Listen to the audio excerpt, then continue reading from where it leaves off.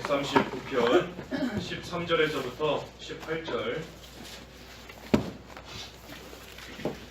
주께서는 나의 내장을 만드시고 어머니의 태에서 나를 짜 맞추셨습니다. 내가 주께 찬양함은 나를 놀랍고 기이하게 지으셨기 때문입니다. 주께서 하신 일이 기이함을 내 영혼이 잘 압니다. 내가 은밀한 데서 지음받을 때에 곧 내가 땅의 깊은 곳에서 만들어질 때에 내 골격이 주께로부터 숨겨지지 아니하였습니다. 나의 형질이 이루어지기 전에 주님의 눈이 보셨으며 나를 위해 정해진 날이 하루도 시작되기 전에 그 모든 것이 주님의 책에 기록되었습니다. 하나님이시여, 주님의 생각이 어찌 그리 내게 귀중한지요, 그 수가 어찌 그렇게 많은지요. 내가 그것을 헤아리려 하니 모래보다 많습니다. 내가 깰 때에도 여전히 주님과 함께 있습니다.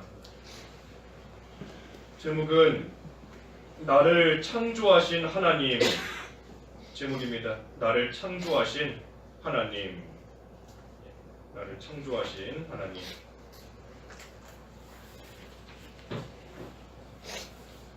13절에 주께서 나의 내장을 만드시고 어머니의 태에서 나를 짜 맞추셨습니다. 14절 내가 주께 찬양함은 나를 놀랍고 기이하게 지으셨기 때문입니다. 주께서 하신 일이 기이함을 내 영혼이 잘 압니다. 하나님께서 사람을 창조하셨는데 그것이 어찌 이리도 놀랍고 기이한가 하였습니다. 사람을 창조하신 일이 너무나 놀라운 일이고 이 사람이 헤아릴 수 없는 참으로 크고 기이한 그러한 일이다 하는 겁니다. 우리 사람의 몸, 우리의 몸만 봐도 이 참으로 놀라운 일인 겁니다. 하나님이 어찌 이렇게 모든 것이 조화를 이루고 또 이 안에서 모든 것이 막힘없이 또 흐를 것은 흐르고 또 굳건할 것은 굳건하고 또 반면에 부드러울 것은 부드럽고 하나님이 창조하신 일이 너무나 놀라운 겁니다. 우리 몸속에 셀 수도 없을 만큼 수많은 혈관이 있다고 하잖아요. 그 혈관 중에 지극히 작은 거 하나만 막혀도 이 사람이 쓰러지는 것인데 그 작은 미세한 혈관 하나 막히지 않도록 하나님께서 모든 것을 참 조화롭게 해나가시는 것을 볼 때에 너무나 놀라운 겁니다. 사람이 하나님이 창조하신 이 모든 일들을 흉내내 보려고 해도 흉내조차 낼 수 없는 겁니다.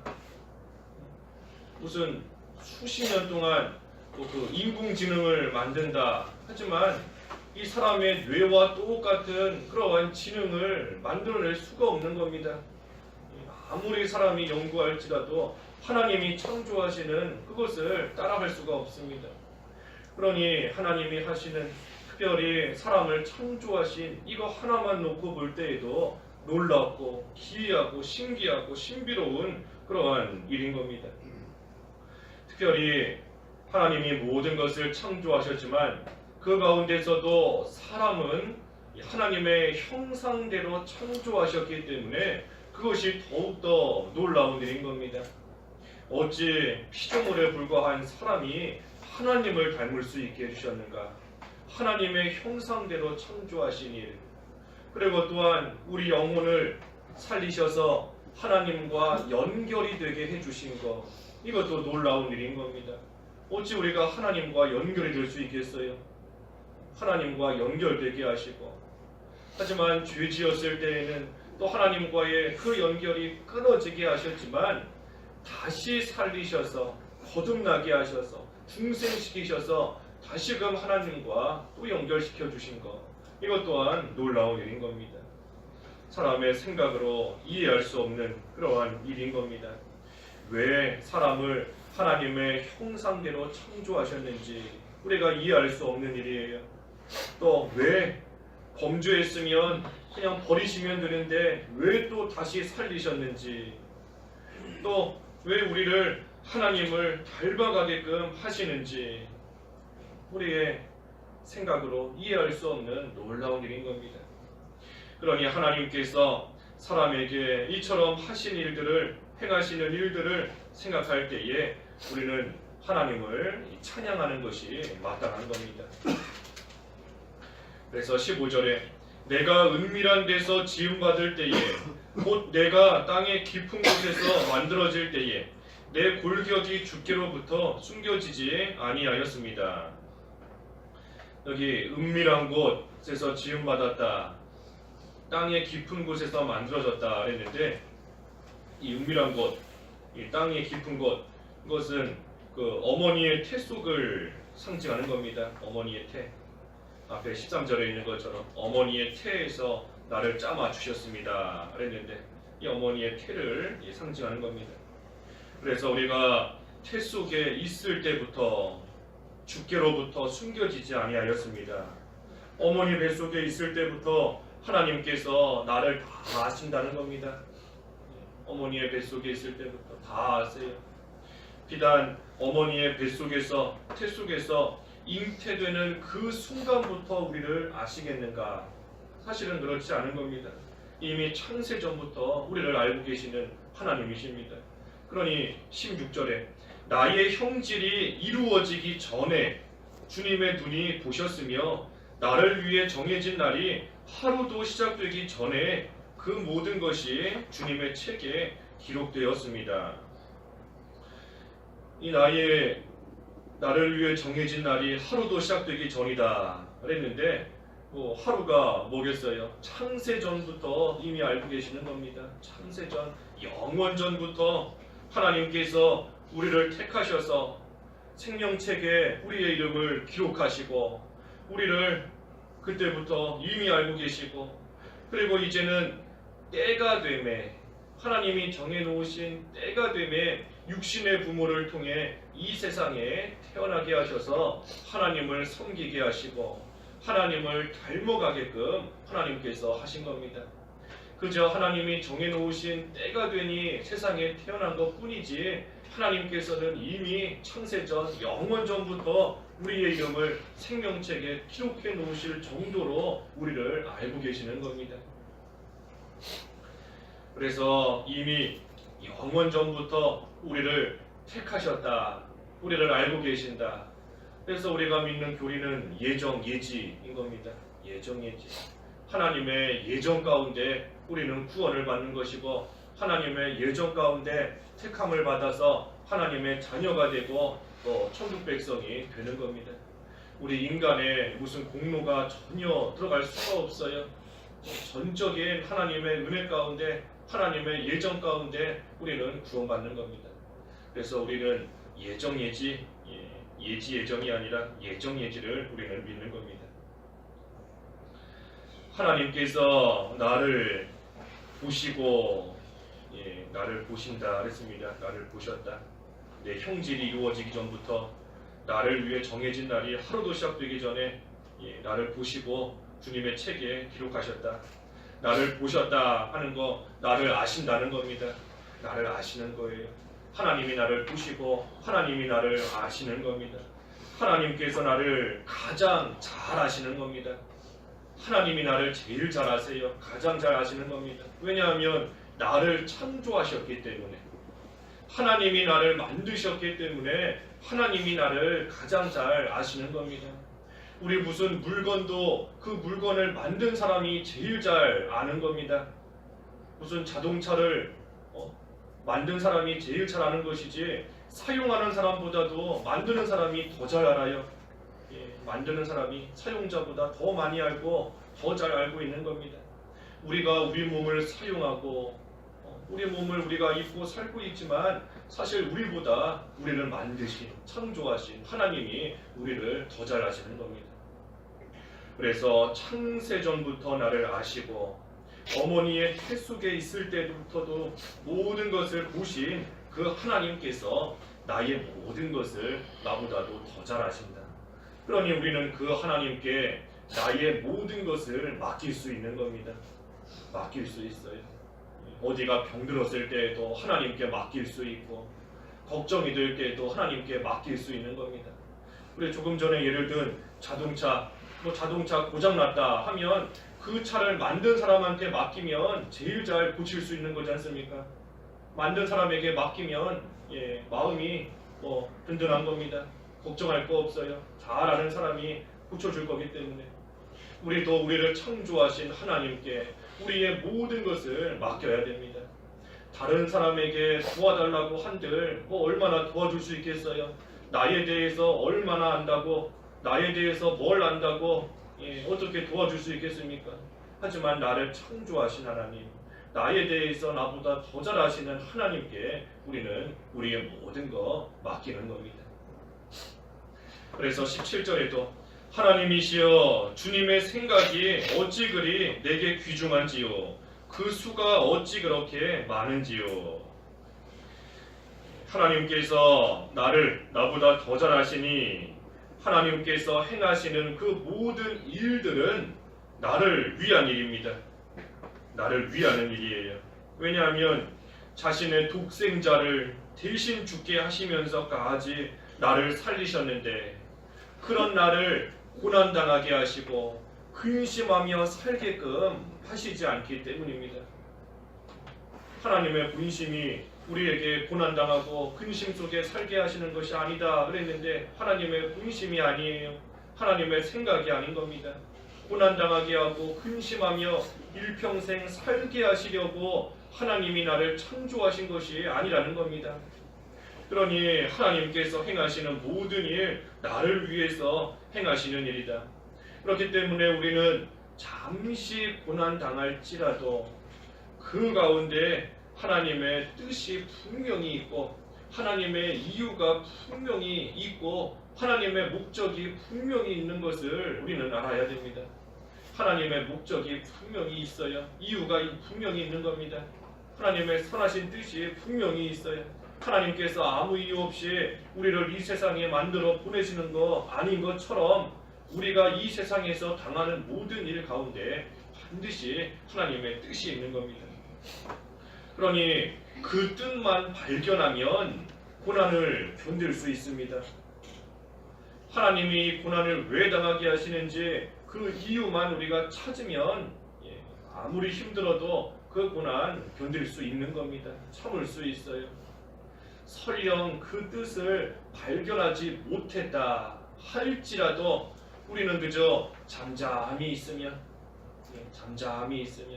하나님의 뜻이 뭔지는 모르지만 하지만 그 가운데 우리가 하나 확실히 알 수 있는 것은 하나님의 선한 뜻이 분명히 있다 하는 것만은 우리가 알 수 있습니다. 그 뜻이 뭔지는 몰라도 하나님의 기뻐하시는 뜻이 분명히 있다. 그러니 그것을 기다리며 잠잠히 기다리는 겁니다. 잠잠히 기다리면 반드시 하나님의 유익이 또 우리를 향한 그 하나님의 유익이 반드시 이루어집니다. 그래서 결국은 그것을 통하여 하나님을 닮아가게끔 그리스도의 형상을 이루게끔 하나님께서 우리를 만들어 가시는 겁니다. 그래서 주님의 생각을 우리가 귀중하게 여겨야 됩니다. 여기 조금 전에 17절에 주님의 생각이 어찌 그리 내게 귀중한지요 그랬는데 우리가 주님의 생각을 귀중하게 귀하게 여겨야 돼요. 우리 어린아이가 어른의 생각을 어찌 다 헤아리겠습니까? 어린아이가 볼 때에는 어른이 하는 일들이 이해가지 않는 겁니다. 자기 생각으로 자기의 그 짧은 지식으로는 헤아리지를 못하는 겁니다. 나는 가고 싶은데 부모님이 왜 못 가게 하는지, 나는 먹기 싫은데 왜 자꾸만 먹으라고 하는지, 하기 싫은데 왜 하라고 하는지 어린아이는 모르는 겁니다. 헤아릴 수 없어요. 어른의 생각을. 마찬가지로 우리의 짧은 지식을 가지고 우리가 하나님께서 하시는 그 크고 놀라운 일 우리가 다 헤아릴 수 없는 겁니다.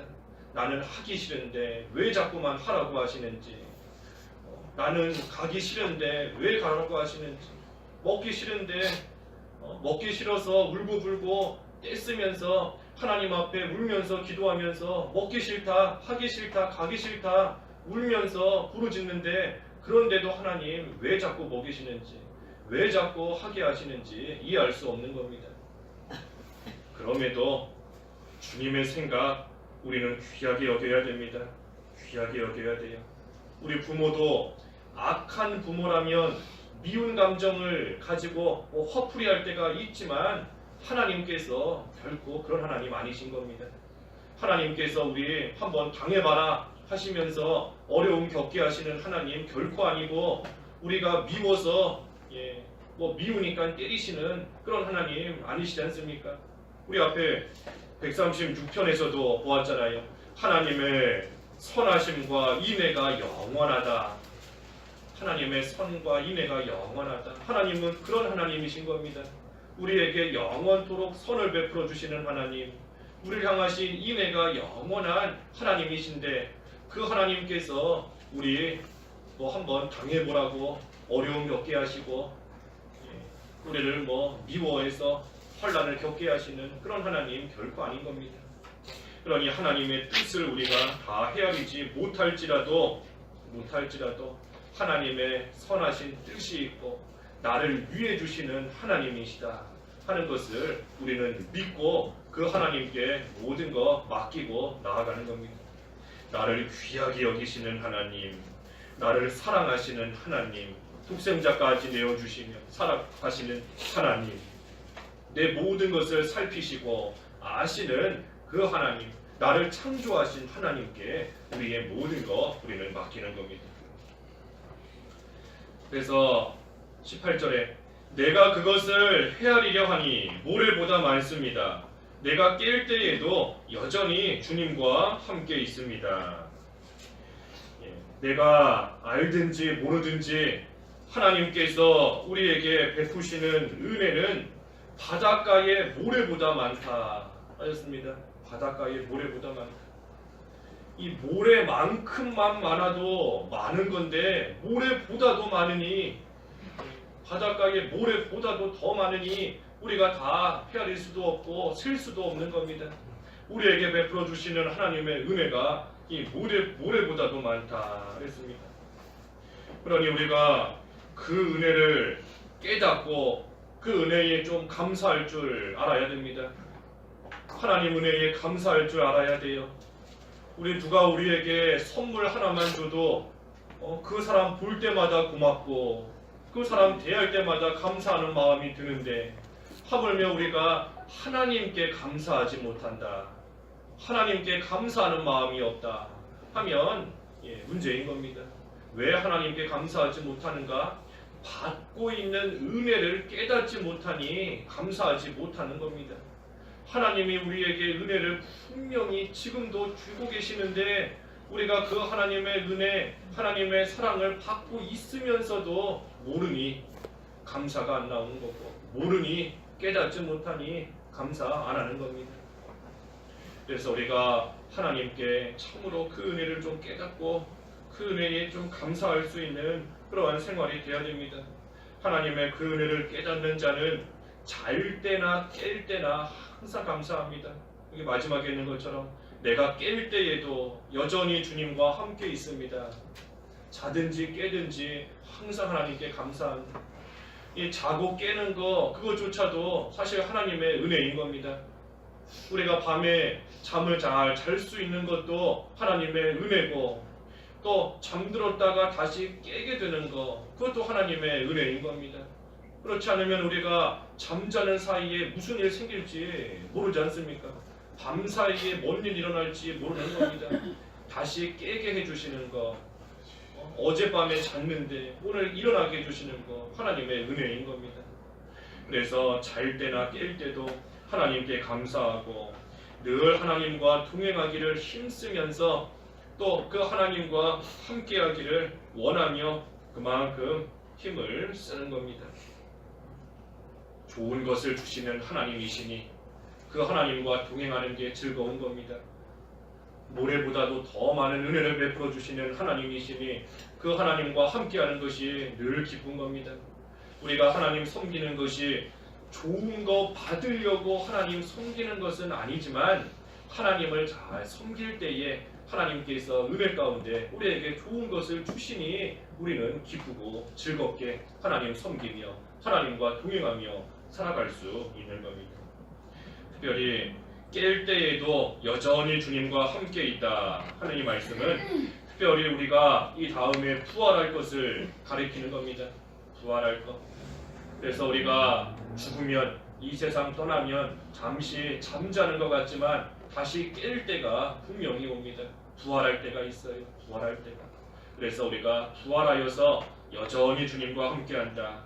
영원토록 주님과 함께한다 하는 것을 또 의미하는 그러한 말씀인 겁니다. 그래서 오늘 나를 창조하신 하나님이시다 그랬습니다. 나를 창조하신 하나님. 나를 창조하셨으니 하나님께서 나를 제일 잘 아시는 겁니다. 제일 잘 아세요. 우리는 우리 자신 잘 모를 때가 있고 우리의 어린 시절만 생각해봐도 기억나지 않을 때가 많이 있지 않습니까? 갓난아기 때, 막 태어났을 때 내가 어떠했는지 우리는 기억하지 못하고 몰라요. 분명히 내 인생인데 내 삶인데도 내가 지나왔는데도 모르는 겁니다. 하지만 하나님께서는 창세전부터 우리가 어머니의 태 속에 있을 때에도 우리를 아시고 보시고 하셨으니 하나님께서 나를 잘 아시는 겁니다. 그래서 그 하나님께 우리의 모든 것을 맡기고 우리는 그저 하나님의 선하신 뜻이 있음을 믿고 하나님과 동행하기를 힘쓰고 나아가면 하나님께서 그런 우리에게 모래보다도 많은 그러한 은혜를 하나님께서 계속해서 베풀어 주시는 겁니다. 기도하겠습니다. 창세전에 예정하시고 선택하셔서 주님의 생명책에 우리의 이름을 기록하시고 때가 되매 육신의 부모를 통하여 이 세상에 태어나게 하셔서 하나님을 섬기게 하시고 하나님 닮아갈 수 있도록 은혜를 주시오니 참으로 감사합니다. 우리를 창조하신 하나님께서 우리 자신보다 우리를 더 잘 아신다 하셨사오니 그 하나님을 믿고 하나님께 모든 것을 맡길 수 있는 저희들의 삶이 되게 하여 주셔서 하나님의 선하신 뜻이 우리들을 통하여 온전히 이루어져 나가며 또 그때 저희들은 하나님께서 베푸시는 모래보다 많은 크고 놀라운 은혜와 사랑을 다 받아 누릴 수 있는 복된 신앙생활 될 수 있게 하여 주시옵소서. 예수님의 이름으로 기도하옵나이다. 아멘.